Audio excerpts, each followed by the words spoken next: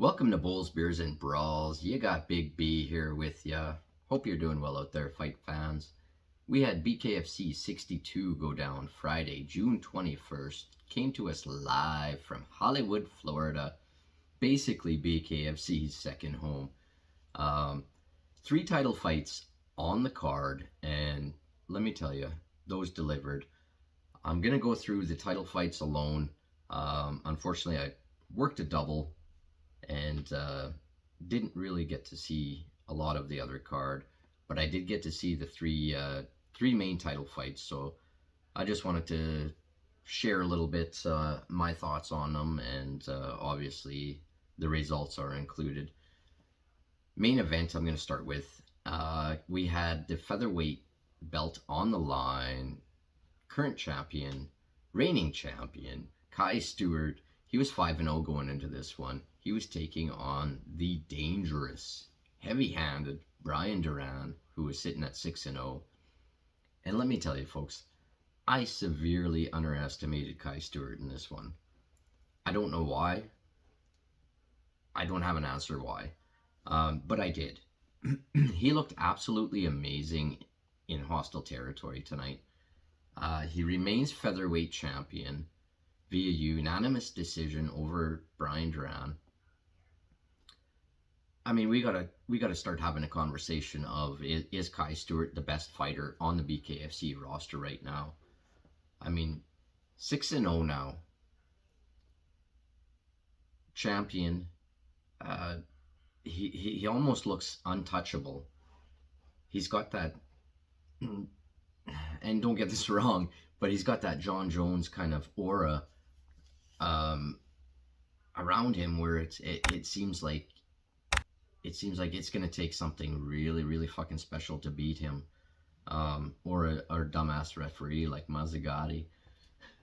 But seriously, I mean, this guy is absolutely amazing. He blew my mind tonight. Let's put it that way. Well-rounded. He's got a gas tank that absolutely never ends.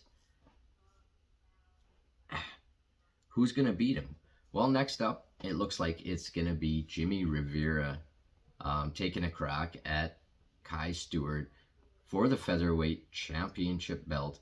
I don't know. That's gonna be a tough fight.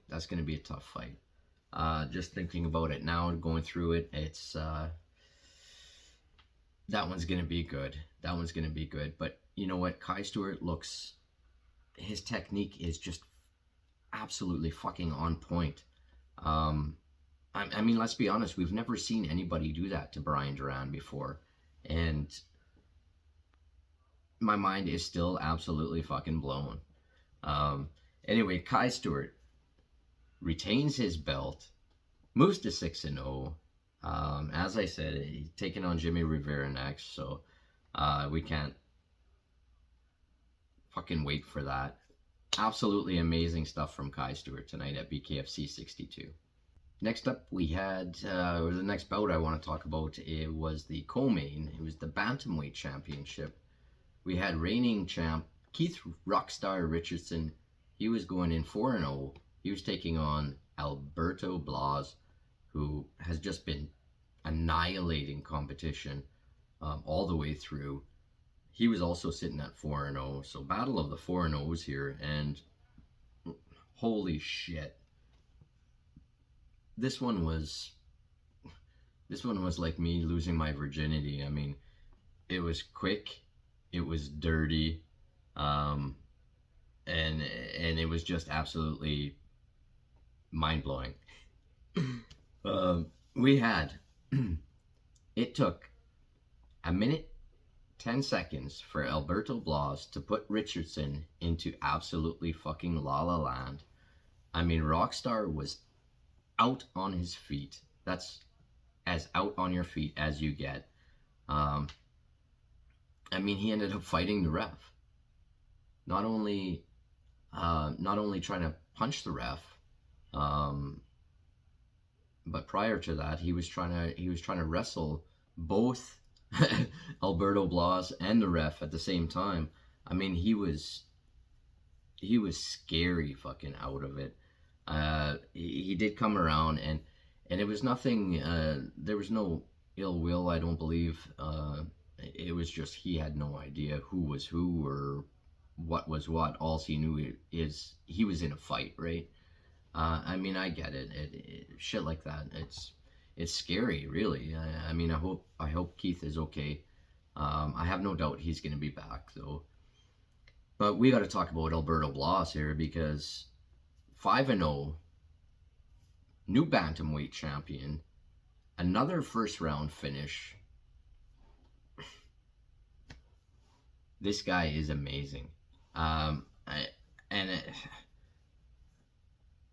It's another one where who's gonna stop this kid? Who in the fuck is gonna stop this kid? There was no, there's no bout set up for that one at all.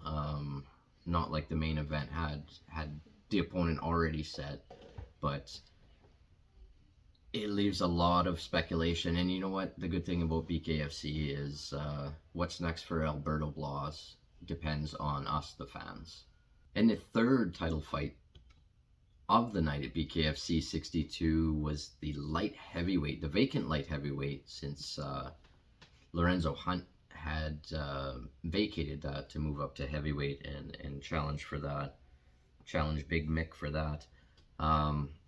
So that was vacant. We had Jared Warren, who was going in 6-2, Deadpool, versus Jomi Escobar, who was 9-1, incredible record. Great performance from Warren here. 3 knockdowns. Jomi didn't look great, to be honest. His corner was furious. I mean, they used words that I'm not going to repeat, but something was off with Escobar tonight, and that's not taking anything away from Jared Warren's performance, because I thought he looked good. Warren was my kind of lock of the night. That was who I was most confident was going to fucking take the strap out of the 3 title fights, and and I'm glad he did. I'm really happy for Jared Warren. He's had a long road there. Anyway, I got off track there. Sorry. I was talking Escobar.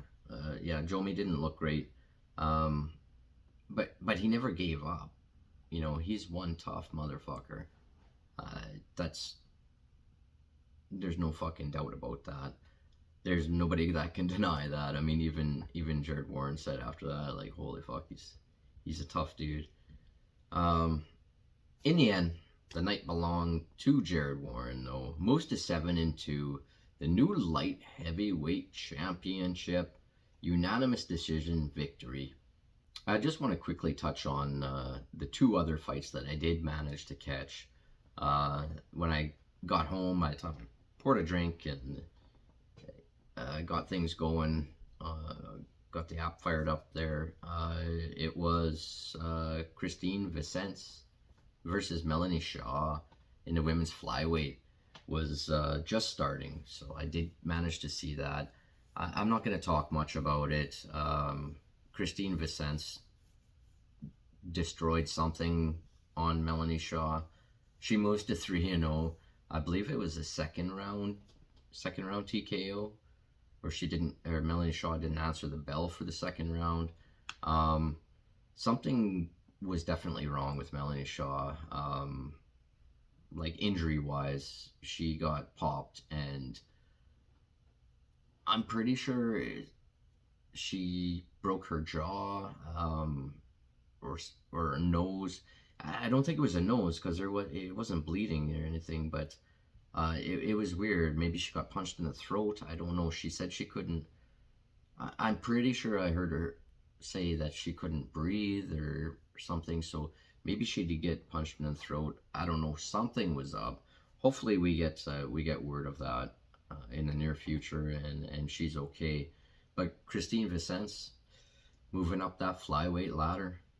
And just one last fight I wanted to quickly touch on here was bantamweight scrap. We had Justin Ibarola, who was 3-0 going in, he was taking on Slick Rick Caruso, who was 1-3.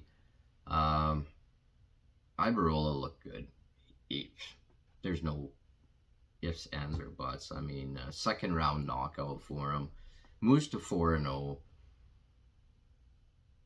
He's another one. 4-0. You're moving, especially with finishes like that. You're moving into closer and closer to title shot contention here.